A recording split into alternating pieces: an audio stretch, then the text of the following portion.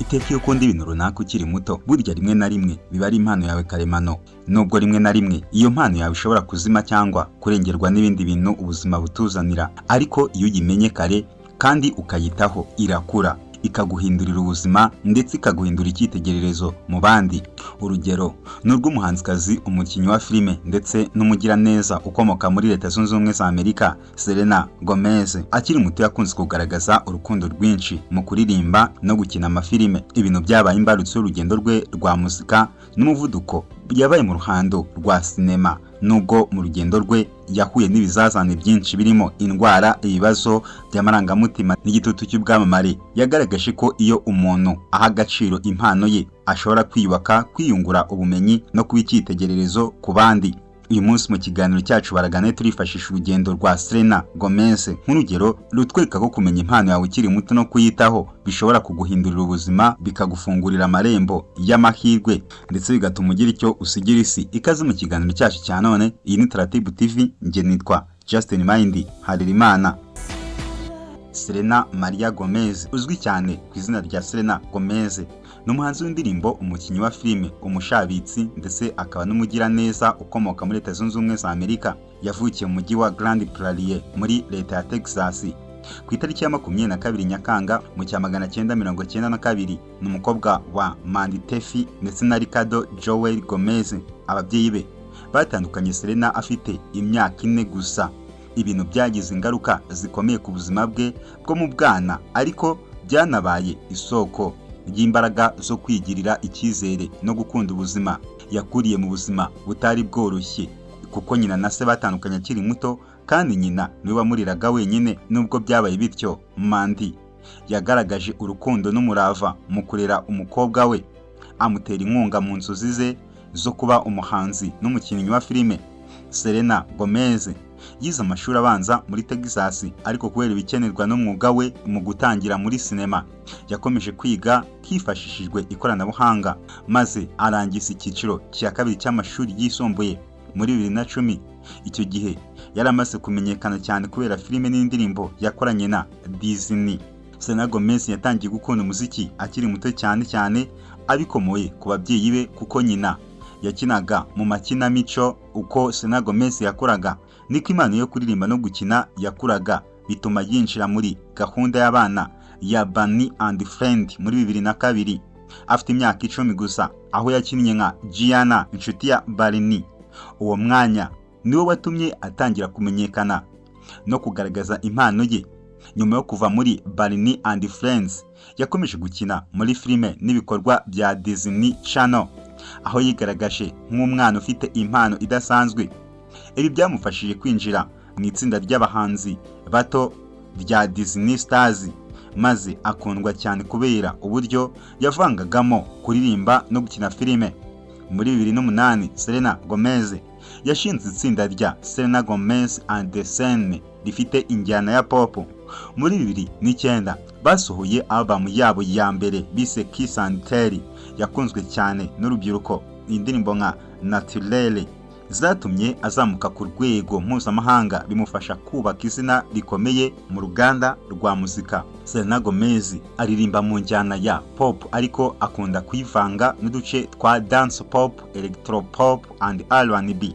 Afite ijwi ryoroheje kandi ryuzuyemo amarangamutima, rikoreshwa mu buryo bwiza butuma indirimbo ze zigaragaza ubukure, urukundo, kubabarira no kwiyubaka nyuma y'ibigeragezo. Indirimbo ze zikunze kuvuga ku buzima bw'abantu b'ingeri zose, cyane cyane urubyiruko rw'abakobwa. Selena Gomez yagiye atinyuka kuvuga ku buzima bwe, by'umwihariko ku bibazo byo mu mutwe, agahindura ibyo bibazo isoko y'imbaraga n'ubutumwa bw'ukuri. Mu ndirimbo zamuhesheje izina harimo Come and Get It muri 2013, Good For You, Hands to Myself, by'umwihariko Lose You to Love Me yabaye indirimbo ye ya mbere ku mwanya wa mbere muri Billboard Hot 100, zamuhesheje ishimwe rikomeye.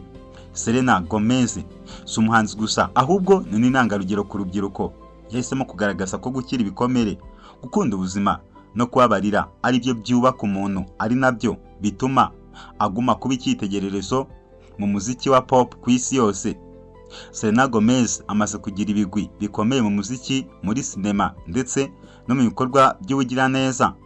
Album z'ingenzi yakoze yitwa Kiss and Tell muri 2009, album ya mbere ivuga ku buzima bw'urubyiruko n'urukundo, ndetse muri 2010 yasohoye yitwa Yeah Without Rain. Iyi ngiyi igaragaza umubabaro n'urukundo rutagerwaho. 2011 yasohoye When the Sun Goes Down. Iyi ngiyi igaragaza gukura mu buhanzi, irimo Love You Like a Love Song. Muri 2013 yasohoye Stars Dance. Iyi ni album ye ya mbere nk'umuhanzi wigenga ifite injyana ya electropop. Muri 2015 yasohoye Revival. Iyi ngiyi irimo indirimbo nka God for You ndetse na Hand to Myself. Muri 2020 yasohoye Rare irimo Lose You to Love Me, ishimangira kwiyakira no gukira ibikomere. Indirimbo zamuhaye izina harimo Come and Get It, Good for You, Hands to Myself, Wolves, Lose You to Love Me, Calm Down, Remix with Lema. Selena Gomez yegukanye ibihembo birenga 150 ku rwego mpuzamahanga, birimo American Music Awards aho yatwaye kirimo Best Female Artist inshuro ebyiri zikurikiranya, 2016 na 2017. Yatwaye MTV VMA nka Best Pop Video, ndetse 2023 atwara Calm Down Remix we na Lema. Yatwaye Billboard Woman of the Year, atwara People's Choice Awards muri 2015 na 2026. Nubwo ataratwara Grammy, yagiye atorwa inshuro nyinshi kandi yemejwe nk'umwe mu bahanzi bafite ijwi rikomeye mu muziki wa pop. Lose You to Love Me yabaye indirimbo ye ya mbere kuri Billboard Hot 100, yaba umugore wa mbere ukurikiranwa cyane kuri Instagram muri 2016, 2017 na 2023. Album ye Revival yabaye iya mbere kuri Billboard Hot 200, aho yataramiye ku isi mu bitaramo nka Stars Dance Tour muri 2013 na 2014, ndetse na Revival Tour 2016, ndetse yitabiriye Coachella na Jingle Bell Tour, ubufatanye n'abandi bahanzi collaboration cyangwa se influencers. Selena Gomez yakoranye n'abahanzi bakomeye nka Rema, Marshmello, Charlie Puth ndetse na DJ Snake, Kaigo, ASAP Rocky. Ibi byamufashije kwagura ubuhanzi bwe no kwambutsa imipaka y'injyana ya pop. Yakoranye na Hollywood Records mbere yo kwinjira muri Interscope Records muri 2013, aho yafashijwe n'abaproducer bakomeye nka Max Martin, Benny Blanco, Justin Bieber na Julia Michaeli. Umuziki we wagize ingaruka zikomeye ku isi, utuma abahanzi bashya nka Olivia Rodrigo, Billie Eilish na Sabrina Carpenter bafata icyemezo cyo kwandika indirimbo zishingiye ku byiyumviro by'ukuri no kwivugira mu ruhame. Selena Gomez yakunze kuvugwa cyane mu itangazamakuru kubera umubano we na Justin-Bieber ndetse na The Weeknd. Nyamara ibyo yabihinduye ubutumwa bwo gukunda ubwawe no kwiyakira, by'umwihariko mu ndirimbo Lose You to Love Me. Yigeze kurwara indwara ya lupus, maze muri 2017 yakorewe kidney transplant, ahabwa impyiko n'inshuti ye magara France ya Leza.